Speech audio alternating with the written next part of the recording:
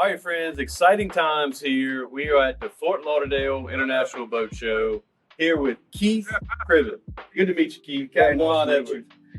So behind us we have the brand new, it's 53 Alberman Spencer sport fishing yacht. So we're going to take a look inside and out and kind of go a little bit of the background, how it all got started. So stay tuned and let's see what she's all about.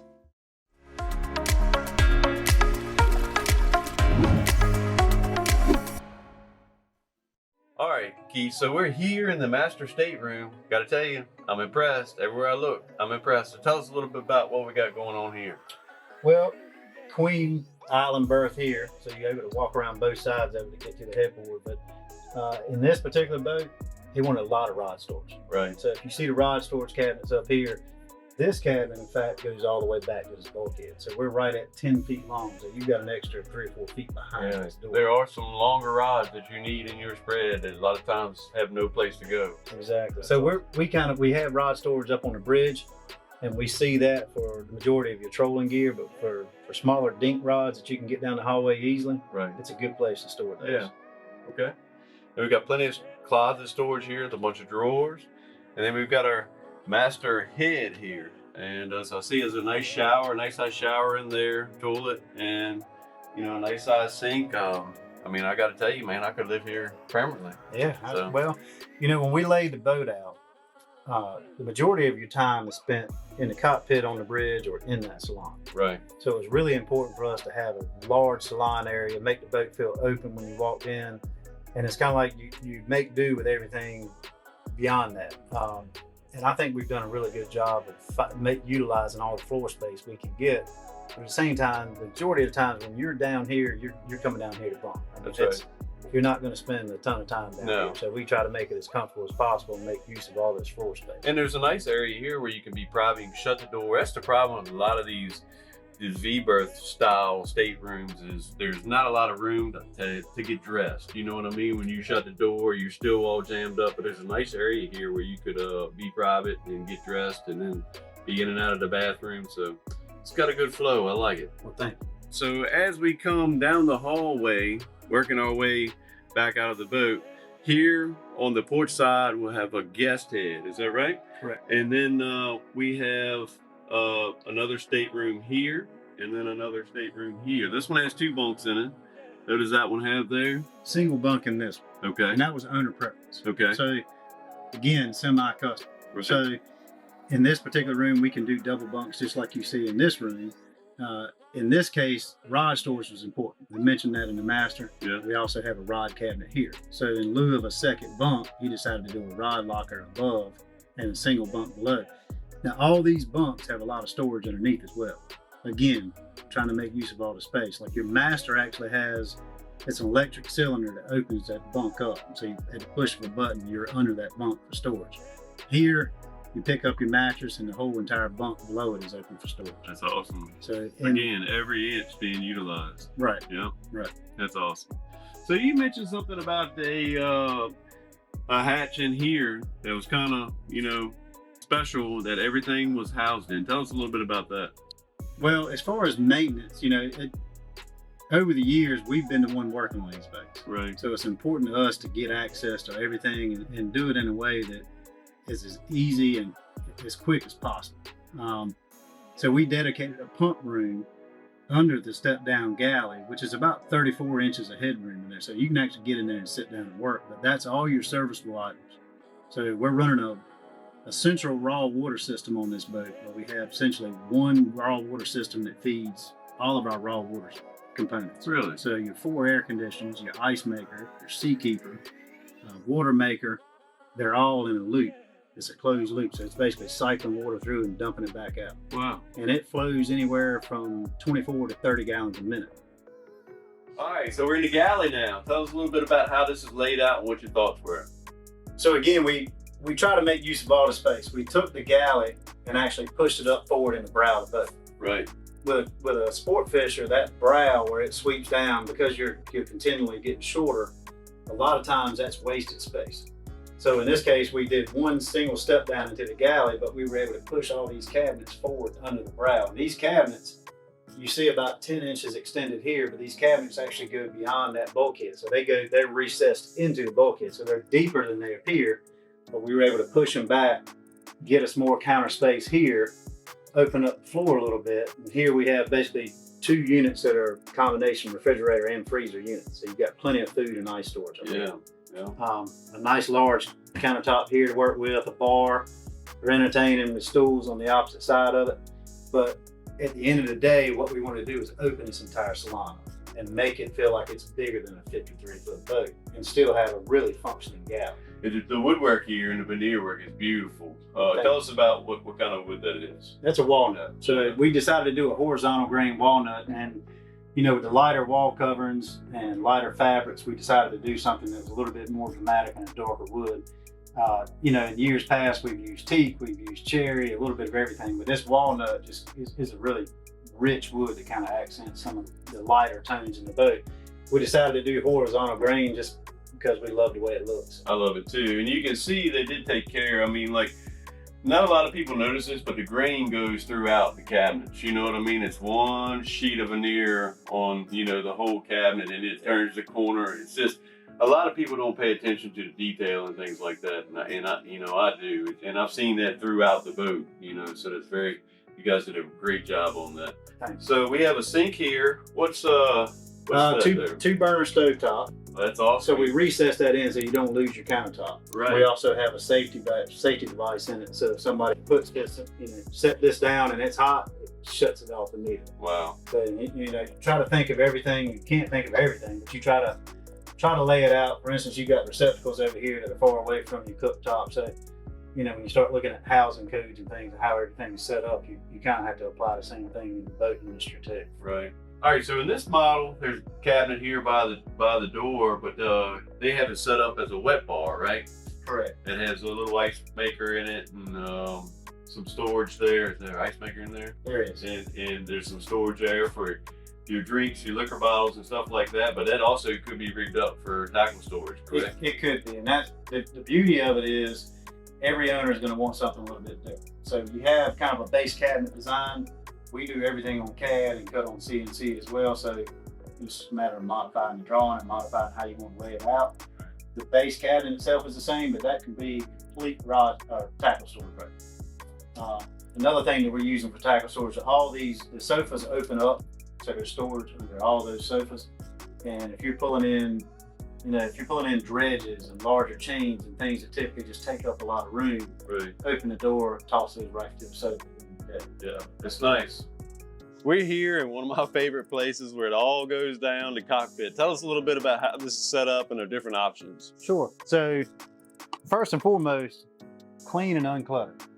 There's nothing here to snag you. All your cleats, for instance, are recessed up under the gunnels. Your hawsey pipes are nice and flush. Big open scupper drains. Right. So as you're getting water in here, chasing down a fish, you notice there's a lot of crown that goes towards the outside, and there's also a lot of slope back towards this transom. So really quick draining cockpit was important to us. But the things you don't see are like boxes that we have hidden up under this mezzanine there. So we have essentially 4 separate boxes here that are customized. So you can go from freezer boxes that drop below freezing for bait. You can go, and those are adjustable. So you can take the same box and set it at 35 degrees Right. and keep drinks cold. You can have ice dumps in here. You can make live wells. So it's essentially 4 boxes that are available to you. And they're all roughly about the same size, but they're all clean. So even refrigerated boxes have coils wrapped around the outside of the box before we ever put it in. So the interior stays nice and clean. There's nothing more to snag. Yeah. So really it's, like we mentioned earlier, if this boat is going to South Florida, we can set it up a certain way depending on their fishing. If the boat is going up north and fishing in the canyons, obviously they want a different setup. This gives us a lot of flexibility in a molded part, so it's still semi-custom. Right. Now, does these models come with a kill box, or is that an option too? Kill box is standard. It's tooled into the boat, and that's one thing that we had to do when we designed this. It had to pass the 5-gallon bucket test. Right. So, is it large enough that you can drop a 5-gallon bucket into it? The answer is yes. You can drop several 5-gallon buckets into it. That's a big. So it doesn't look as big as it is. It's actually recessed down below the sole of the boat. So it's a large fish box. So the great thing is that can be refrigerated as well. You you can put that to where you don't even have to carry ice. You can drop that down below freezing.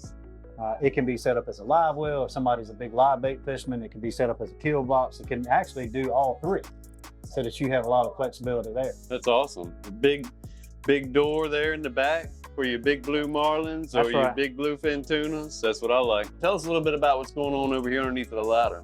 Well, again, there's a lot of flexibility in the boat. So that particular corner can be set up, like in this case, that's essentially like a tackle center. So it has a sink and a faucet in the top, and then we have plano trays and some drawer storage for rigging pliers and things in the bottom.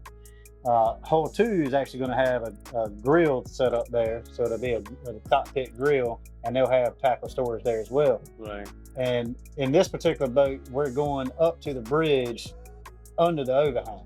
But what we also have as an option is similar to what you see over here on the 70 Spencer.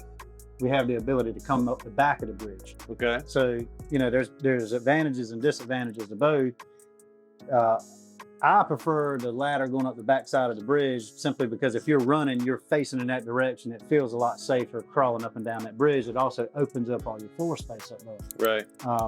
The owner of this boat, as well as Hole 2, they wanted to be able to get up under that overhang and not have, you know, basically cleaning up this cockpit. So you have both options. Right. Okay. All right. So now we're going to go down into the heart of this beast and see what drives it. I gotta say, I'm pretty amazed with the way the hatch and all comes up and the access to get in the engine room. So let's go down there and check it out. Cool. All right, Keith, I gotta say, I'm impressed again. I'm a touch over 6 foot tall and I can almost stand up straight down here. And so tell us a little bit about these power plants and what kind of options you can offer with these. Sure. So the standard base boat is set up with C18 cats. Right. Obviously, in today's world, everybody wants more power, more speed, and with the hull, we can accommodate more power and get more speed out of it. So in this particular case, this is the NTU 10B 1600s. So she's 3,200 horsepower in a 53-foot boat. Wow. She's pretty quick. That's a lot. And what we're doing, basically, we're running through twin disc gears, trolling valve, so that you have the ability to slow down, a knot and a half. Because of the 2-to-1 gear ratio and the larger engines, I mean, this boat is 8.5 knots in gear at idle. Right. So you're able to dial that down for maneuvering in marinas. You're able to dial it down for slow trolling and just dial in exactly where you want to be on a day-to-day basis. And that helps a lot when you're targeting certain species. Sure. Well, I got to tell you, it's not a lot of other, unnecessary systems down here. The engine room, just mechanical things like the generator and the engines.